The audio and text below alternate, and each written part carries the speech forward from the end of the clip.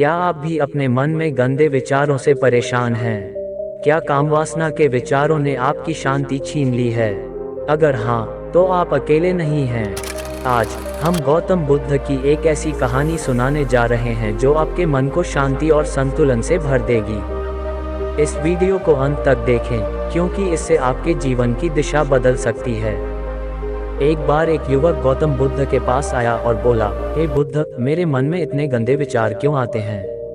मैं नहीं चाहता कि मेरे मन में गंदे विचार आएं, पर मेरे मन में हमेशा कामवासना के विचार चलते रहते हैं। मैं इनके बारे में सोच सोच कर बहुत परेशान हूँ। मेरी ऊर्जा और समय सब इसी में नष्ट हो जाते हैं, और इन विचारों की वजह से मैं कभी भी शांत नहीं रह पाता। मैं हमेशा ही स्त्रियों को देखकर मोहित हो जाता हूँ और अपने आप को रोक नहीं पाता। बुद्ध मुस्कुराए और बोले, क्या तुम्हें पता है कि यह कामवासना होती क्या है?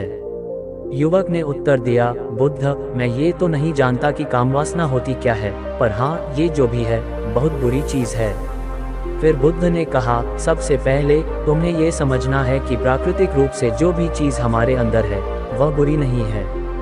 हमारे जीवन में उसकी कुछ न कुछ ज़रूरत है। वासना कोई बुरी बात नहीं है, ये हमारे मन की एक भावना है जो हमें किसी चीज़ की कमी का एहसास करवाती है, और फिर हम उस चीज़ को पाने के लिए उसकी ओर आकर्षित हो जाते हैं। जैसे अगर तुम्हारे पास धन की कमी है, तो तुम में धन पाने की वासना उत्पन्न हो जाएगी। वासना कुछ और नहीं, बस एक प्रकार की कमी है, जो कि एक प्रकार की जरूरत का एहसास है। जब यह जरूरत शारीरिक होती है, तो हम इसे कामवासना का नाम देते हैं। युवक ने पूछा, तो क्या ये कामवासना हमारे अंदर ही होती है? गौतम बुद्ध ने कहा, हाँ, कामवासना हमारे अंदर ही होती है, और इसका होना जरूरी भी है, तभी तो मानव जाति का विस्तार होगा।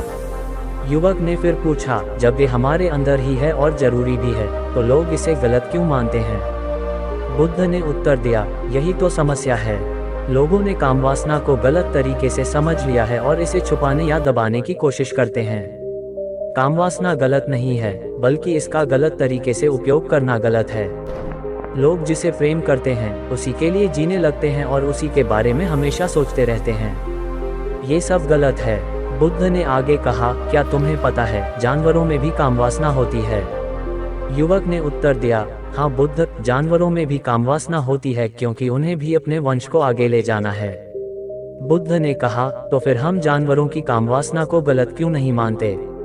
युवक ने कहा, मुझे नहीं पता महात्मा, आप ही बताइए।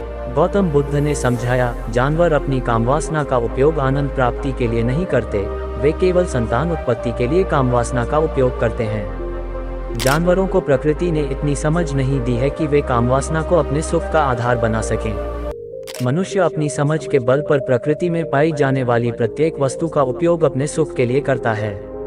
हम इंसानों ने ही कामवासना को अपने सुख का साधन बना लिया है, जबकि प्रकृति ने हमें इसे केवल अपने वंश को आगे बढ़ाने के लिए दिया था। इस तरह कामवासना का गलत तरीके से आना गलत है। युवक ने फिर पूछा, महात्मा जी, ये कामवासना हम पर हावी क्यों होती है? क्यों ये हमेशा आ जाती है? गौतम बुद्ध ने कहा, सुनो, अब जो मैं तुम्हें बताऊंगा उसे ध्यानपूर्वक सुनो। कामवासना का सारा खेल तुम्हें समझ आ जाएगा। तुम्हें तुम्हारे सारे सवालों का जवाब मिल जाएगा, बस तुम्हें ध्यान से सुनकर समझना है। एक बार की बात है, एक आश्रम में गुरु और उनके शिष्य रहते थे, जो रोजाना आश्रम के बाहर स्थित गांव में भिक्षा लेने जाते थे। उस आश्रम का एक शिष्य इस गांव में भिक्षा लेने जाता था। उस रास्ते में एक नदी मिलती थी। एक दिन उसने देखा कि एक युवक वृक्ष के पीछे छिपा है। वह उस युवक के पास गया और बोला, भाई, तुम इस वृक्ष के पीछे छुपकर क्या देख रहे हो? युवक ने कहा, अरे, तुझे नहीं दिख रहा क्या कि मैं क्या देख रहा हूँ? शिष्य ने नदी की तरफ देखा तो वहाँ पर कुछ युवतियाँ पानी भर रही थीं। उसने युवक से कहा, अरे भाई, वहाँ पर तो युवतियाँ पानी भर रही हैं, इसमें छिपकर देखने वाली क्या बात है? युवक ने शिष्य से कहा, अरे पागल, तुम्हें दिखाई नहीं दे रहा क्या कि कैसे ये परियां नदी से पानी निकाल रही हैं? जरा उनकी अदाओं को तो देखो, उनके कोमल शरीर को देखो। उनकी पतली कमर मटके को उठाते समय बल खाती है, और उनके बाल उनकी कमर पर कैसे लहरा रहे हैं, मानो सुंदरता बिखर रही हो। शिष्य ने फिर नदी की तरफ देखा, और इस बार वह इसे देखता ही चला गया। अभी तक तो कुछ भी नजर नहीं आ रहा था और वह बिल्कुल निर्भय था। उसे किसी भी बात का कोई डर नहीं था, लेकिन अब वह छिपाने लगा और उन युवतियों को देखने लगा। जब वह छुपकर उन युवतियों को देख रहा था, तभी वह अचानक अंदर से कांप गया और उसने कहा, यह मैं क्या कर रहा हूँ? मैं जो कर रहा हूँ वह सही नहीं है, मुझे यहाँ से चले जाना चाहिए। और फिर वह जल्दी से वहाँ से चला गया।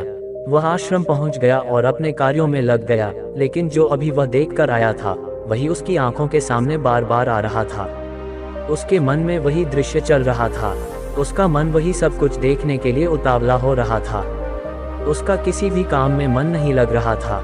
सुबह होते ही वह जल्दी ही आश्रम से निकल जाता और उस नदी के पास वाले वृक्ष के पास जाता, जहां पर वह युवक पहले से मौजूद रहता था। उसके साथ मिलकर वह युवतियों को छुप छुप कर देखता था। अब वह रोज ऐसा करने लग गया। यह उसके रोज का काम हो गया। अब उस शिष्य का मन किसी भी काम में नहीं लगता था।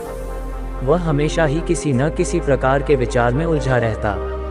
वह आश्रम के कार्य को भी ठीक तरीके से नहीं कर रहा था।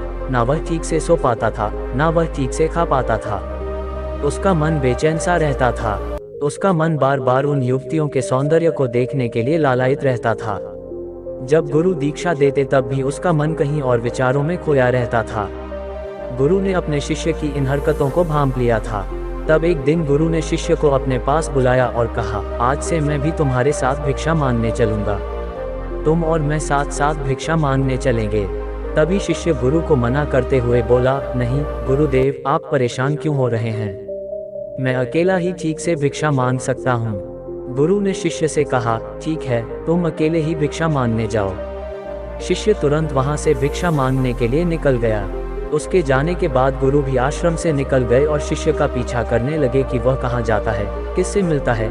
ये सब देखने के लिए उसके पीछे पीछे चलने लगे। कुछ आगे जाने के बाद गुरु ने देखा कि उनका शिष्य एक युवक के साथ एक वृक्ष के पीछे अपराधी की तरह छिपा हुआ है और छिपकर कुछ देख रहा है। गुरु भी अपने शिष्य के पीछे गए कि आखिर उनका शिष्य क्या देख रहा है, जिसे देखने के लिए वह वृक्ष के पीछे अपराधी की तरह छिपा हुआ है। गुरु ने देखा कि उनका शिष्य वृक्ष के पीछे छुपकर युवतियों को देख रहा था, जो नदी से पानी भर रही थीं। तभी गुरु ने शिष्य से कहा, तुम क्या देख रहे हो? अपने गुरु की आवाज सुनकर शिष्य घबरा गया और उसके पसीने छूटने लगे। वह थर थर कांपने लगा, जैसे किसी चोर को चोरी करते समय रंगे हाथों पकड़ लिया हो। उसकी हालत खराब हो गई। वह कुछ भी नहीं बोल रहा था। उसके मुंह से कुछ टूटे फूटे शब्द ही बाहर निकल रहे थे। वह अपने गुरु से नजर भी नहीं मिला पा रहा था। गुरु ने शिष्य की तरफ देखा और कहा, मेरा शिष्य तो निर्भय था, उसे तो किसी भी चीज का डर नहीं था, लेकिन ये क्या? तुम तो डर के मारे कांप रहे हो। शिष्यों ने गुरु से कहा, मुझे माफ कर दो गुरुदेव, मेरा इसमें कोई दोष नहीं है। उसने, युवक ने, मुझे बहका दिया था। आपसे मैं वादा करता हूँ कि आज के बाद मैं ऐसा कभी दोबारा नहीं करूँगा। मुझे माफ कर दीजिए। गुरु ने शिष्यों से कहा, कोई बात नहीं, पर इस बात का तुम ध्यान रखना कि हम जैसी संगति करते हैं वैसा ही फल हमें प्राप्त होता है। उसके विचार हमारे अंदर प्रवेश करते हैं, इसलिए अच्छी संगति करो जिससे तुम्हारे अंदर अच्छे विचारों का प्रवेश हो। फिर गुरु और शिष्य आश्रम लौट आए और फिर से आश्रम के कार्यों पर ध्यान देने लगे। उसने उस रास्ते को त्याग दिया और दूसरे रास्ते से जाने लगा। वह अपने काम को ध्यान से करता, लेकिन धीरे धीरे उसके अंदर क्रोध उत्पन्न हो गया और फिर वह दूसरों पर क्रोध करने लगा और बेचैन रहने लग गया। अब वह सही समय पर भोजन भी नहीं करता था और भोजन भी बहुत कम खाता था। एक रात गुरु शिष्य के पास आए और बोले, अब तक तुम कितनी बार अपने वादे से मुकर चुके हो? ये सुनकर शिष्य अपने गुरु के चरणों में गिर गया और रोने लगा। रोते रोते ही उसने गुरु से कहा, गुरुदेव, मैंने कई बार अपना वादा तोड़ा है। फिर वादा कर लेता हूँ, लेकिन हर बार मैं वादा भूल जाता हूँ। मेरा मन मेरे नियंत्रण में है ही नहीं। मैं बहुत कोशिश करता हूँ कि मैं अपने मन से सारे बुरे विचारों को निकाल दूँ, लेकिन मैं चाहकर भी ऐसा नहीं कर पा रहा हूँ। फिर गुरु ने शिष्य से कहा, चलो मेरे साथ। गुरु शिष्य को आश्रम के बगीचे में लेकर गए और शिष्य से कहा, देखो, यहाँ पर कुछ नालियाँ बनी हुई हैं, जिनसे नदी का पानी इन पौधों तक आ रहा है और यह पानी एक निरंतर बहाव में बह रहा है। क्या तुम इस पानी के बहाव को रोक सकते हो? शिष्य ने कहा, हाँ गुरुदेव, मैं इस बहाव को रोक सकता हूँ। फिर उसने मिट्टी उठाकर उस नाली में डाल दी। पानी कुछ देर के लिए रुका, फिर कुछ समय बाद मिट्टी के ऊपर से बह गया। गुरु ने शिष्य से कहा, अरे यह क्या? ये तो पानी रुका ही नहीं। फिर शिष्य ने कुछ मोटे पत्थर उठाकर उस नाली में डाल दिए और फिर कुछ समय के लिए पानी रुका, लेकिन फिर उन पत्थरों के ऊपर से पानी निकल आया। गुरु ने कहा, यह क्या हुआ? पानी तो फिर से बह गया। तुम तो कह रहे थे कि तुम इसे रोक दोगे। क्या हम किसी काम को रोकना चाहें तो क्या हम उसे रोक नहीं सकते? शिष्य ने कहा, कोई बात नहीं गुरुदेव, मैं इस पानी को रोक के दिखाऊंगा।